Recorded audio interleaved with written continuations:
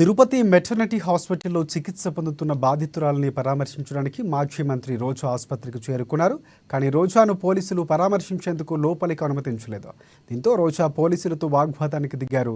Chandragiri MLA Nani భార్యను లోపలికి అనుమతిస్తారు, కానీ మాకెందుకు ఇవ్వరు అని ప్రశ్నించారు రోజా.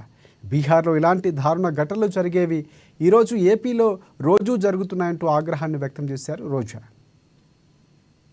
సీఎం గారి సొంత జిల్లాలో వరుసగా ఇవి జరుగుతుంటే పవన్ కళ్యాణ్ ఎక్కడ సీఎం పోస్ట్ నాకు ఇవ్వండి, నేను చేస్తాను, నీకు చేతగాలేదు అంటాడని భయంతో ఈరోజు ఎస్పీని పోలీసుల్ని ఎలా ప్రెషర్ పెట్టారో చంద్రబాబు నాయుడు ఆయన కొడుకు అనేది మీరు గమనించాలి. నిన్న నైట్ ఇన్సిడెంట్ జరిగితే వెంటనే అమ్మాయిని హాస్పిటల్కి తీసుకురావాలి. చంద్రగిరి నియోజకవర్గం ఏ జిల్లాలో ఉందండి? తిరుపతి జిల్లాలో. కానీ తిరుపతి హాస్పిటల్కి తీసుకురావడానికి వాళ్ళకి మనసు ఒప్పక పీలేరుకు తీసుకెళ్లారు, అన్నమయ్య జిల్లాకి.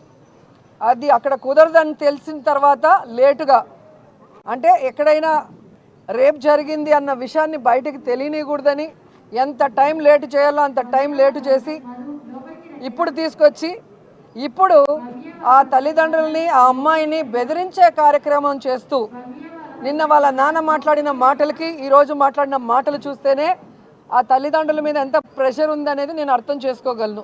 అంటే ఒక దళిత మహిళ మీద, ఒక దళిత మహిళ హోంమంత్రి కాబట్టి మొత్తం ఆమె మెడకి జుట్టేసి తప్పించుకోవాలన్న ప్రయత్నం పవన్ కళ్యాణ్ చేస్తున్నాడు అనేది స్పష్టంగా అర్థమవుతుంది. నో డౌట్ అనిత ఫెయిల్యూర్ అయింది. ఒక డమ్మీ పీస్ని తీసుకొచ్చి ఈరోజు హోంమంత్రిని చేసి ఆమె పని చేయలేదని మీరంటే ఆమె ఏం చేయగలదు? ఓ పక్క చంద్రబాబు నాయుడు ఏమో డీజీపీ గారు హెచ్ఓడీలు ఉన్న మీటింగ్లో ఏం చెప్తాడు? మాది